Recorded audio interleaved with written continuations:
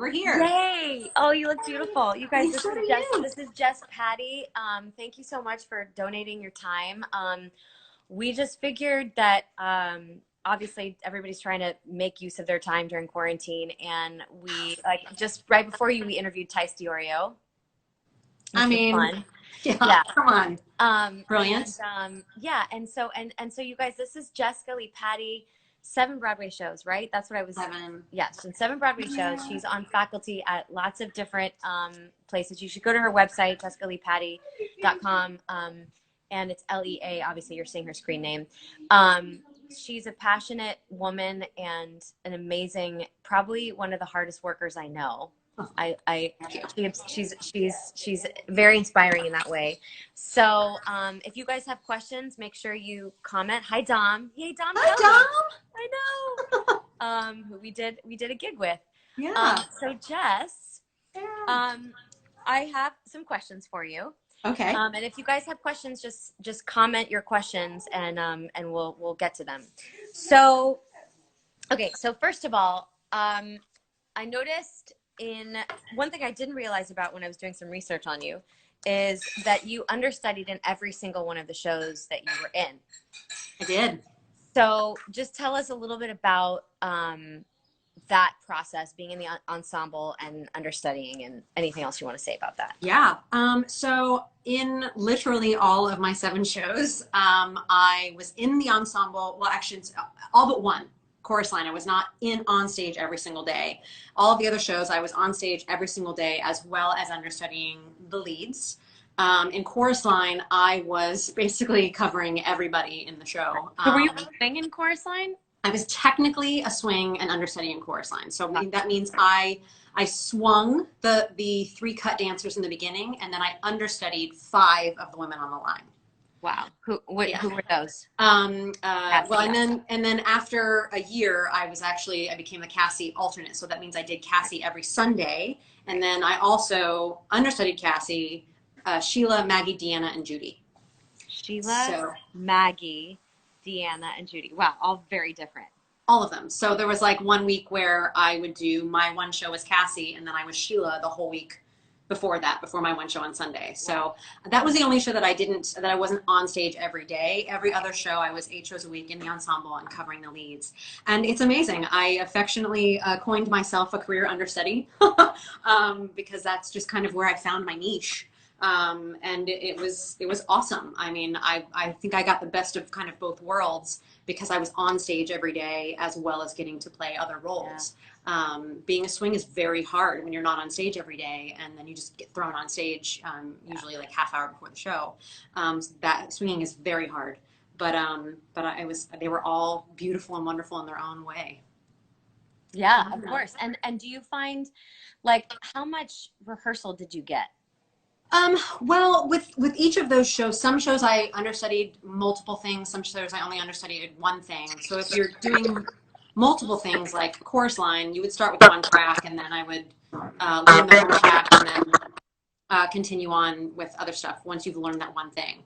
But you know, you spend usually like as an understudy about 2 to 3 weeks, I guess, learning the track and the music and all of those things, and before they potentially have a put in rehearsal for you to go on. Right. There are definitely times where I've literally had absolutely no rehearsal at all for a lead that I was understudying and I got put on. Okay. Tell us what that was, but we have a question from LM let me know when it's hump day. That's his screen name, or her screen name. Awesome. As a swing, do you rehearse with the people who are playing the roles?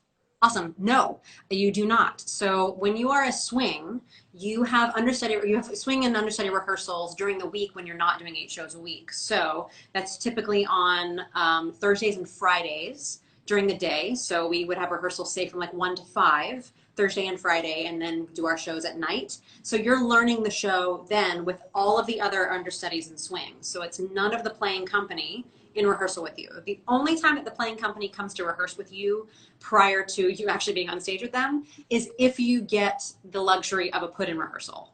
Everyone would come to the theater.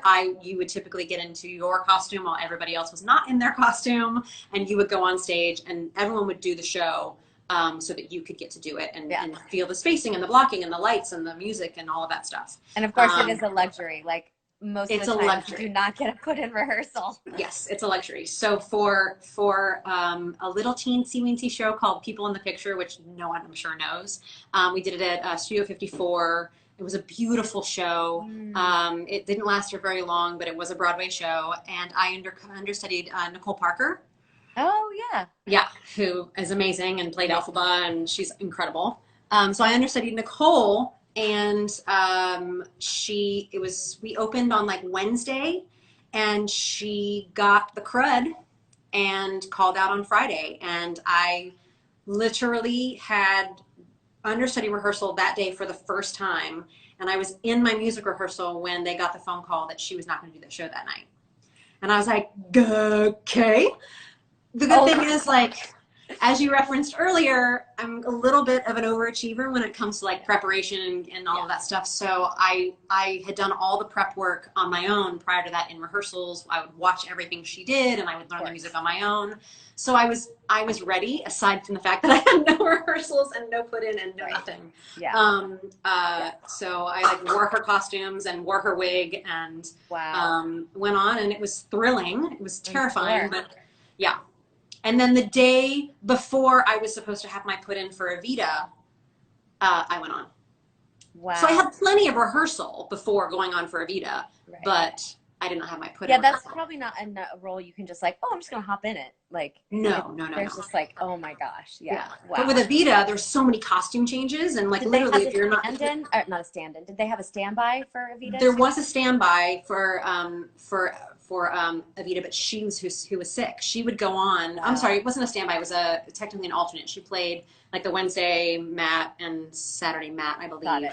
And she was who was sick, or Wednesday evening and Saturday Matt, and she was the one who got sick. So she called out, and I had to go on the Wednesday night before my put-in rehearsal on Thursday. So like I said, I had been rehearsed, but I didn't rehearse any of the costume changes.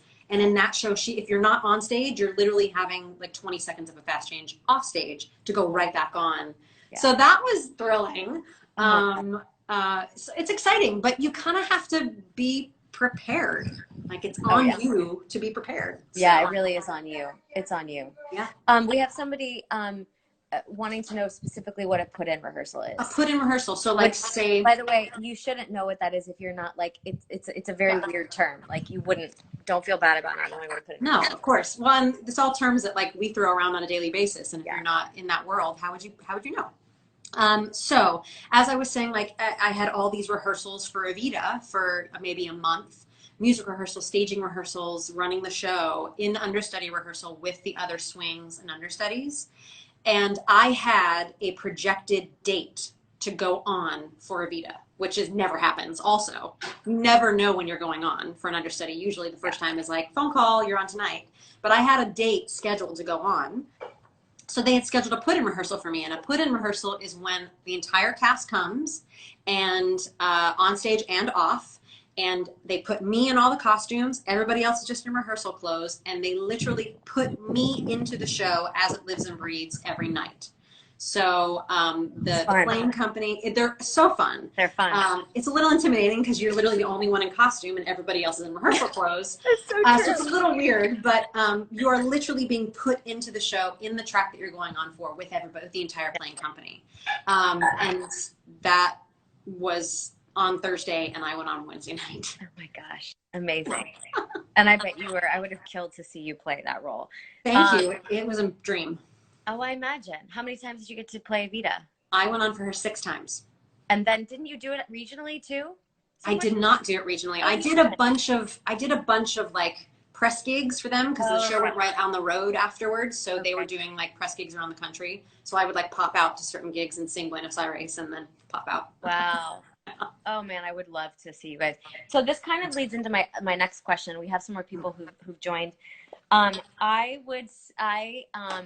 Most people dream of Broadway, but I feel like a lot of students are wanting to be what we call a triple threat. And I don't love that term because it feels a bit kind of intimidating to me. But I feel like you really are an example of someone who has thrived in all 3 areas. Like obviously you are an amazing dancer, and you can obviously, if you can understudy EVITA, you can clearly sing, and you're very and like incredibly, what's the word? Like your acting is just so arresting. It's very like you just like you can't not watch you. It's you can't take your eyes off of you.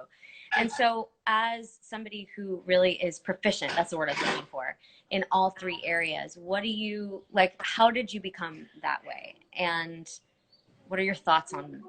Yeah, I mean, each thing is a very specific skill set, right? And so it each takes its own amount of honing of those skills. So for me, I think I got lucky in the fact that I started dancing when I was like 5, like training. So I started with ballet at 5 years old, and my mom was a singer. So it was like always in my blood. We were always singing and dancing around the house. And so singing was kind of always just in my mechanism. You know, I never really had singing lessons until I went to college. Right. Which went to Florida State, you guys. I went to Florida State for theater. in the BFA musical theater program. So dancing was, I thought I was going to be a dancer, like from 5 years old, and I was always scared to sing, and singing wasn't my thing until I kind of got into high school. Okay. So I had trained to be a ballerina, and then puberty hit, and I realized that wasn't going to happen. You're like, oh wait, I have a booty now. Oh well, as a lot of people realize. So like married a Cuban. Yeah, I mean, hey.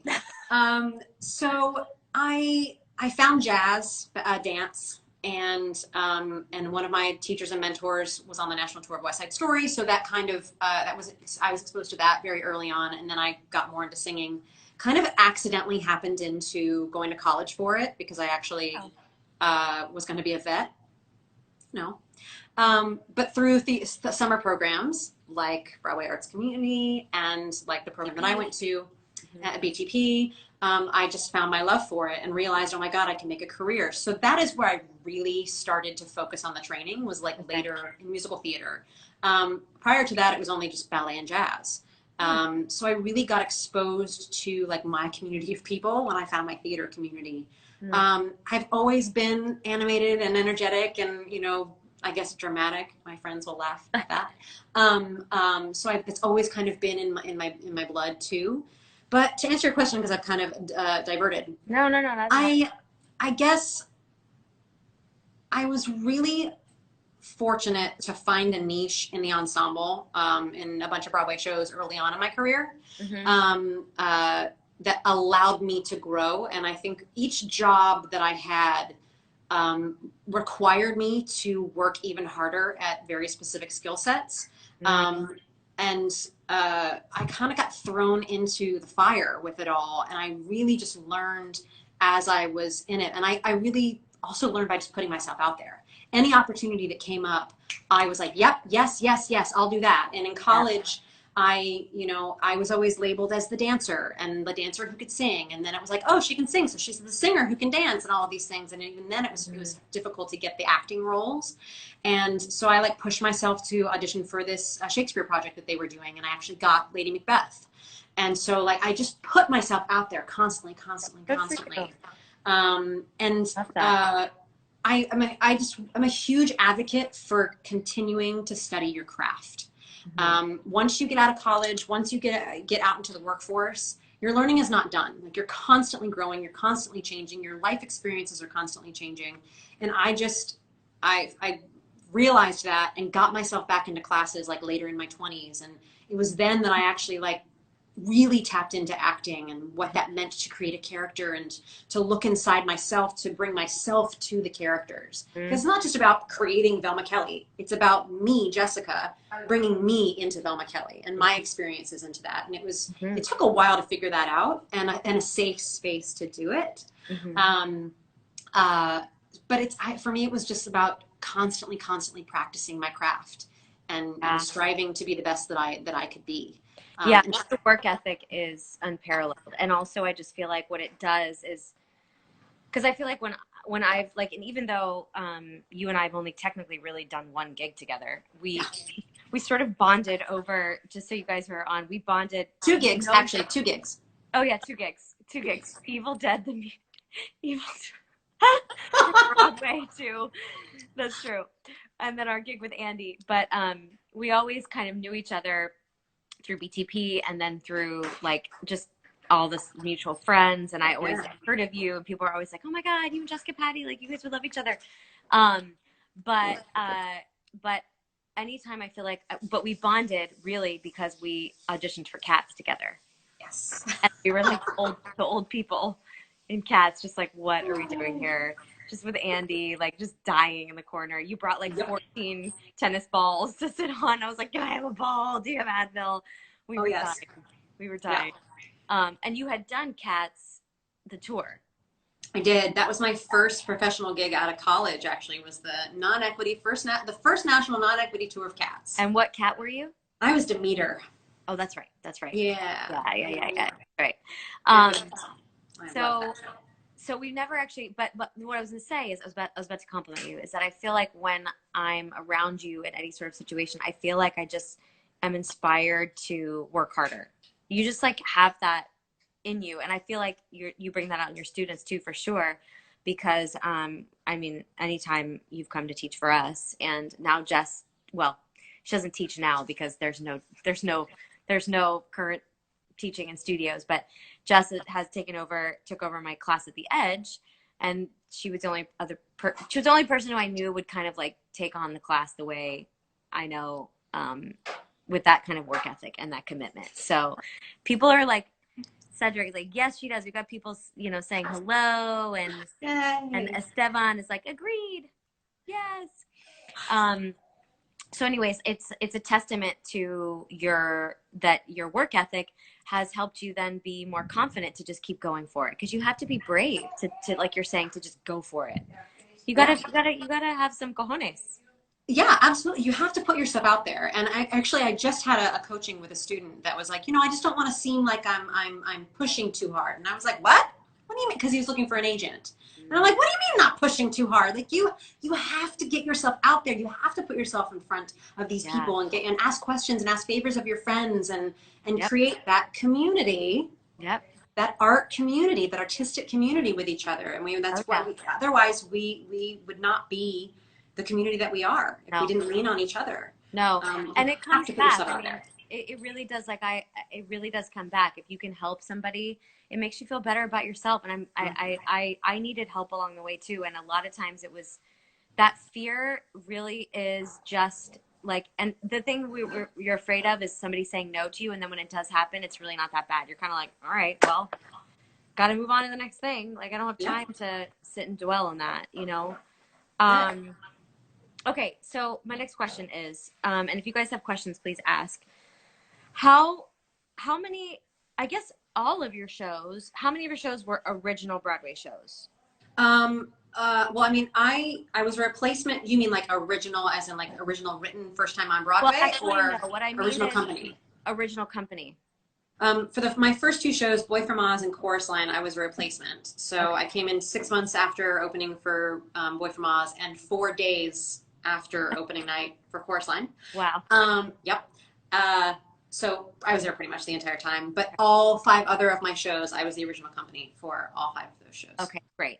And what do you feel, I mean, okay, given that a Chorus Line, but I know like that you probably missed those so that that crazy drilling that Bjork does of the, but you got that in other, I'm sure she was constantly cleaning. Yeah. Well, I got Cassie boot camp with Bjork, so I got my own private Bjork camp.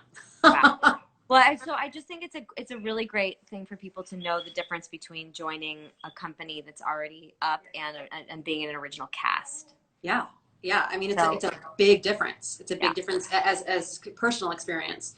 So in an original company, especially like one with Andy. When you're in an original company with Andy, it's like, you guys, Andy Blankenbuehler. Like I just can't with that man. He's just pure genius. I've been so lucky to work with him several times, and we've done 3 of my originals are actually with him. One was 9 to 5, one was People in the Picture that nobody knows about, and Bandstand.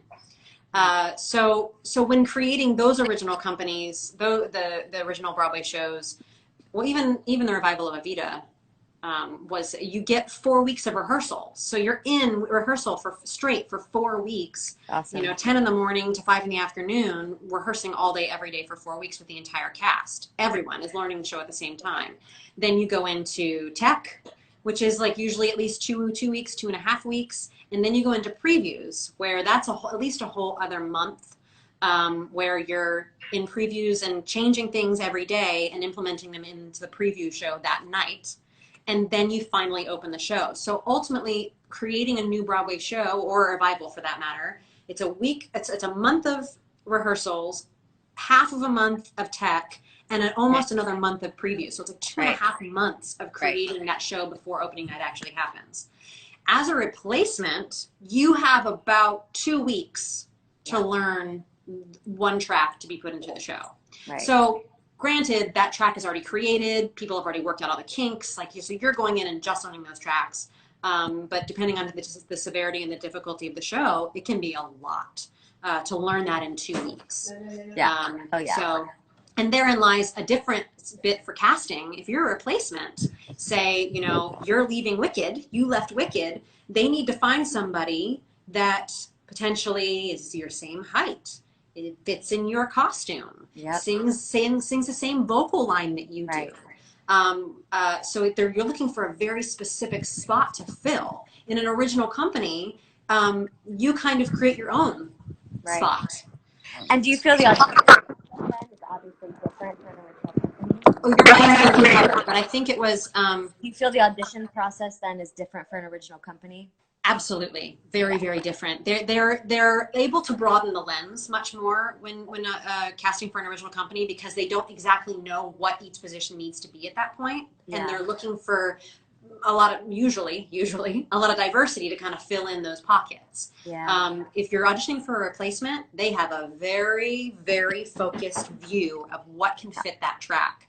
And if you come in for a track where a girl is 5'4" and you're 5'10", and there's a lot of lifting and partner work, it's probably not going to have anything to do with your talent, and have everything to do with whether you fit that track. Yeah. And of course, like, the whole point then with auditioning is like, you go in, you want to nail the audition anyway, obviously, because they're going to remember you for something, down the line. And in New York, it's a small town, like, there's not that many casting directors for Broadway shows. So it's like, you just got to go in and have a couple good auditions, and you'll start getting like called back and meeting people. And that's kind of how, that's one thing that's great about it, and very different about New York and LA. When I moved here, I was just like, oh my God, there's 70,000 casting directors. Oh, right. True. A lot. It's a lot. And it's about getting in front of those casting directors. So those are the people that are going to call you back in for the other auditions later on. Yeah, of course. Yeah. And when you did like what has been one of your, so you told us about your moment with in the what is the show called? Oh gosh. The People in the Picture. I knew about it, but I kept on wanting to call it the picture or something. The People in the Picture. Yeah. So you told us about that and EVITA, but what have been some of your other just like moments, like career highlight moments from your career? And then we'll get to your transition. Oh, okay. All right. I mean, Cassie was pretty epic for me. That I have so many vivid memories of that whole experience, and Chorus Line in general, right? Like that was my third Broadway show. No, my second Broadway show. But and getting to play all those different roles, I mean, it's iconic. Yeah. So I got to experience so many different aspects of that show every time I went for a new character. Like the first time that I got to sing at the ballet on a Broadway stage, and the first time that I got to sing What I Did for Love on a Broadway stage, and like just all those moments. And then my first time on as Cassie, like I'll never forget it. So that is very different than, say, People in the Picture or EVITA. Right. But that one definitely stands out, especially as a dancer, which is how I started, EVITA was super surreal. What else? What other? Also, Bandstand was amazing because I had been with the show since its very first workshop 4 years prior. So to see it from, a script and singing in a black box room to finally where it needed and deserved to be on a Broadway stage was very emotional. and of an experience. So that was amazing. And that was your final Broadway show, and it kind of segues into, not final, the last one, but it kind of segues in because you had to leave LA to go back to New York to do it. Good. And so tell us a little bit about your decision to move to LA and now that your new focus and what that's about. You know, I got to a certain point in my career, and it was pretty much right after EVITA, which was 2012, I think, where I was kind of longing for something, not something different outside the industry, but just a new voice. Yeah. More figuratively speaking, I felt like I had more to say than being the career understudy that I was, and I didn't really know what that was. I thought that might have lived in like playing the principal roles, and I got to do that regionally a few times, and it was great. But then there was something else. I was like, there's something else that's calling me that I feel like I know I have more to do and say in this industry than being on stage 8 times a week, which I was so blessed and fortunate to do. But I knew that for me, that was always kind of there. So I went, all right, I'm going to put that on hold for a little bit because New York will always be there, and we'll see what happens. And my husband and I decided to move to LA and kind of be in the sunshine. Although I went back to New York for 7 months to do Bandstand on Broadway, I learned kind of just because somebody put their faith in me. It's this industry, I feel like, is always about having your advocate, having somebody that's willing to take a chance on you. Oh yeah. And I was asked to direct and choreograph Addams Family at Florida State, my alma mater, and I was choreographing it already. They had asked me just to choreograph it, and I was like, absolutely, that'll be a blast. And I kind of wanted to get into choreographing, even though I had never. That was a Broadway show she did. Just yes, so and the original was in that company. Yeah. But I wanted to do my version, so I was going to choreograph the show, my own version, and then stuff went down, and the director actually pulled out, and they contacted me to tell me that the director had pulled out, and I was like, hey, how about you let me direct it? Yeah. And so put myself out there, and because even I had never directed anything in my entire life, but I knew that I could do it. I just knew that I could do it. And not only that, but this was a kind of a safe place for me to do it. It's a show that I originated. I know it front to back, and it's my alma mater. So, you know, I feel like this is a good safe space, and they took a chance on me and said yes. And so I got to go back to Florida State and direct and choreograph Addams Family, my own version, not just restaging what we did on Broadway. And I was in tech for the show, and I'm standing in the audience looking up at the stage, and I had just had the lighting designer and the costume designer and the stage manager and an actor, and all these people come up to me and ask me a question. I just kind of went boom, boom, boom, boom, boom, and I stopped, and I looked up at the stage for a second, and I was like, oh, this is it. This is what I want to do. And so it was literally a light bulb moment where I was like, well, why the hell didn't I realize this before? And so that was kind of the catapult that took me right into wanting to direct and choreograph. And so that's kind of how that all happened, and I love it. I've had several opportunities since then to direct and choreograph, and it's just it brings me just as much joy as creating a show in it and opening nights that as you know, directing. So that's amazing. And you have been directing and choreographing at OSHA, which is Orange County School of the Arts, for those of you who don't know. Orange County School of the Arts in Santa Ana. And how do you feel that you're like, because I know a lot of people are constantly asking me in career, like, especially now, people are feeling the need to kind of have answers of what if, you know, like people are worried about how the industry is going to change, and like what are you doing right now specifically to stay, because you can't direct and choreograph a big show right now, what are you doing to stay grounded and sane right now? That's a real good question. Or are you staying grounded and sane some moments? Yes, I am grounded. You know, I feel like it goes in waves, kind of what I'm doing for my own psychological and physical well-being. And actually, Andy I was on a Zoom call with a group with Andy Blankenbuehler earlier today, and he even said this. I'll steal it from him.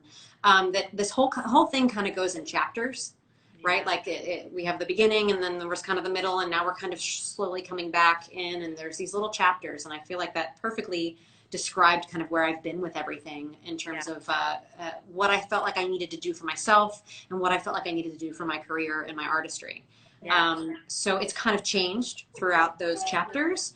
I've been so damn lucky that actually I've been choreographing during this time because I got, right before all this lockdown happened, I got hired to choreograph for a Little Mermaid for a high school up in the hills. And so I've been able to stay creative in that way. Now it's totally different because I'm literally doing this. I'm like teaching choreography over Zoom, and we're editing it together. So I feel like the answer to that is I found on a daily basis how to shift and mold and take the situation that's happening right now and how to infuse my voice in it. And so I'm learning a lot of things about editing right now, which is really cool. And I feel like that in turn will help me with overall vision on a stage, because I know that film and TV and stage is, yes, it's very different. And, you know, I feel like a lot of actors are like, it's very different to act on stage than it is to act on screen. I'm like, well, yeah, but it's all the same truth. Yeah, it's all the same truth. And so, and I think that goes in terms of if you're creating a show or a film. It still has a truth and a voice to it. So I'm just trying to figure out what that voice means for all these other things. Amazing. Yeah. So you're teaching the choreography on Zoom and sending it to the students? Like, well, we're meeting. It's very simple choreography. It's nothing that's too extravagant because we're doing it in these parameters, right? These 4 parameters. So it's very difficult, but it's difficult in the best way possible. It's challenging me to be outside of the box, to think outside the box in terms of, and these kids are not, they're not theater kids too. So like I'm really having to, and they're like not trained dancers, trained singers. They're just, it's actually a gifted school. So these kids are very, very smart. But so it's actually been very good for me in terms of how to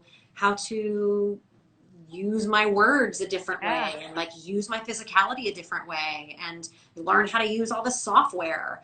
And then how can I then implement this stuff when everything starts to come back? Because I think we all know this at this point, life's going to be very different now. And it's entirely possible that we'll have to shift back to this quarantine situation at some point, and will we be able to make those transitions smoothly? I think so. Yeah. Did that answer your question? Don't even know. It totally did. Yeah, you're very inspiring, Jess. I've always, I consider you a friend, but I also look up to you. I learn from you. And likewise. She's amazing, guys. I actually am teaching at 4:30 a UCLA class, so I'll have to leave in the next 5 minutes. But is there, like, what would you say, because we're going to hopefully get a recording of this and I'll give it to you, but what would you say is your like your mantra right now, like or kind of your like your mantra? My mantra right now is oh my goodness, that's such a good question. Come up with something, Jessica. It doesn't have to be great. I've been trying to really tap into what I need right now in the moment and allow myself to do that. So I feel like it's as maybe not so much as of a mantra as it's what do I need today? What do I need today? And kind of listening to whatever that inner voice is and doing that. Whether it's, you know, a guided meditation or sitting down for meditation or listening to some new music or watching some content online or, you know, whatever that is in that moment. So it's more of a listening to that inner voice as a gift to myself, if that makes sense. Because I feel like I've been so much like reaching for the stuff of like, I need inspiration, I need all this, I need all this. Well, this has forced us to kind of like turn the lens inward and go, okay, what do I need right now? So that's kind of my mantra is what do I need? I love that. You know what? Chrissy said something similar too. Oh, yeah? Like this. Yeah, it was like a very similar kind of framing of just being moment to moment. And I found being a new mom, like I have to be, when I'm with him, like it forces me, I have to be present. I have to be in the moment. And when I have the time, I have to go, okay, what I have time, 10 minutes. What do I need right now? What can I do? You know, I mean, you're right. These circumstances have forced us to go more inward because normally we're so busy. So that, and nothing is permanent. Yeah. Absolutely nothing. I know. Nothing is permanent. I'll keep you can remind me of that after I get my knee surgery, because Oh no, when is that? It's going to be May 19th, I think. Oh, doll. I'm with you every step of the way. That's exciting and scary all at the same time. Yeah. So I'll be out for about another 6 to 9 months. But you gotta turn that lens inward and listen to what that body needs. That's right. It's yelling at you right now. My little knee. There yeah. She is. Well, thank you so much. Everybody's like sending me some prayers. Well, Jess, I feel like I could just talk to you all day, and people will be like, "Oh my God, they're still on Instagram Live. It's now they have wine, or bourbon." Yep.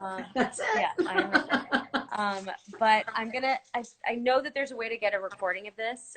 So I'm gonna try to make that happen, because you've said a lot of great things, and you can edit some things together maybe.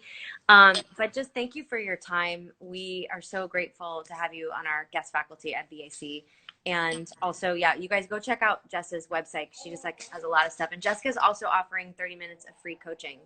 So you can book with her online on her website, jessicaleapatty.com. And if you liked this, share it, and join us for more Tea for Twos. I'm going to be interviewing Dilise next week. Oh, yeah. God, I love her. We may be chatting with Annie Ranking at some point. Shut the front door. So we will see. Serious? We'll see. We will see. Oh my God. Well, I'll fangirl geek out on that one. Yeah. And then I'm also chatting with Estelle, and we're just going to be getting our friends and colleagues. So this will be fun. And thank you so much, Jess. I adore you. Thank you for You're just a wealth of knowledge and love. And Alyssa, Isabel, we've got our it's awesome that you guys are here. So, and thanks, Jess. Hi, guys. Thank you so much. It was great to hear your story more just directly. It was awesome. Thanks. Thanks for having me. Love you. Love you too. Bye, guys. Bye. See ya. Bye.